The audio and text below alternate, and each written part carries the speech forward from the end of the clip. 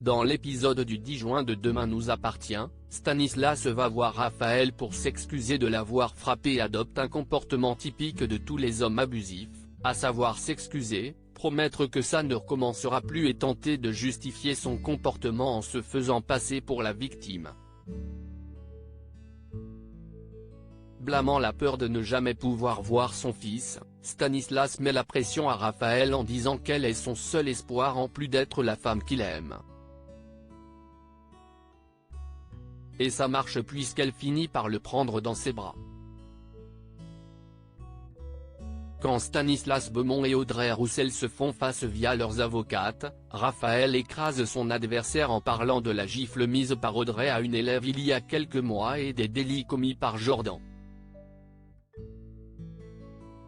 Ne supportant pas qu'on la fasse passer pour une mauvaise mère, Audrey s'énerve rapidement et accuse Stanislas d'avoir tué sa sœur. Malgré l'argumentation réussie de Raphaël, Stanislas trouve encore des choses à redire lorsqu'il rentre chez elle. Tapant du poing sur la table, il veut que sa fiancée soit sans pitié pour Audrey Roussel. Le geste violent effraie Raphaël et, voyant cela, Stanislas s'empresse de lui dire que si est simplement l'affaire qui le rend dingue et qu'il ne lui refera pas de mal. Des mots mensongers qu'il sera sûrement amené à répéter plusieurs fois par la suite. Prétextant un besoin de prendre l'air, il s'absentait pour aller observer la fratrie Roussel à leur insu. Plus tard, Audrey et ses enfants s'aperçoivent que Léo a disparu et la mère de famille, effarée, pense immédiatement qu'il a été enlevé par Stanislas.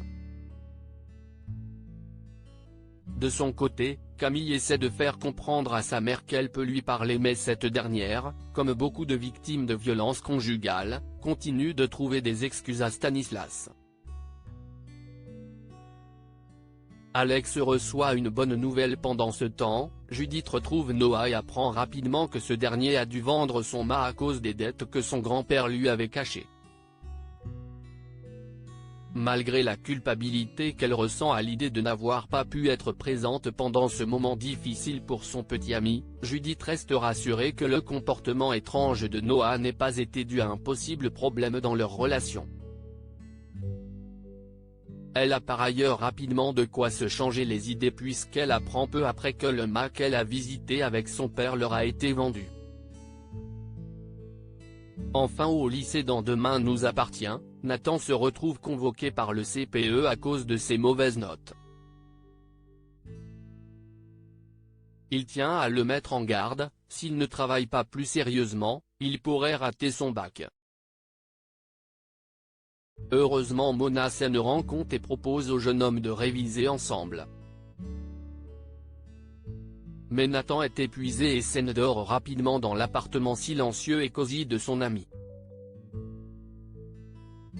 Si vous êtes victime de violences conjugales ou connaissez quelqu'un dans cette situation ayant besoin d'aide, le numéro 3919 reçoit les appels 24 heures sur 24 et 7 jours 7.